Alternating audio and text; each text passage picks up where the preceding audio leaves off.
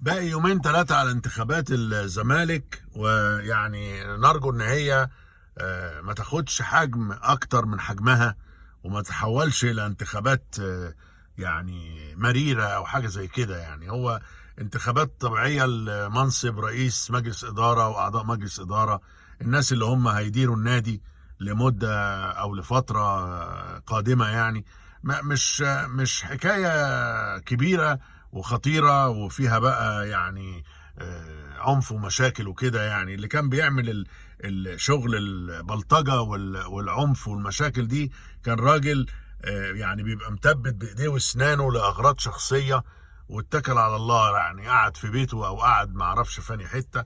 المهم انه هو الوضع حاليا مفروض ان هو اهدى من كده، واللي هيفوز بالانتخابات نحييه كلنا ونقف وراه وبس.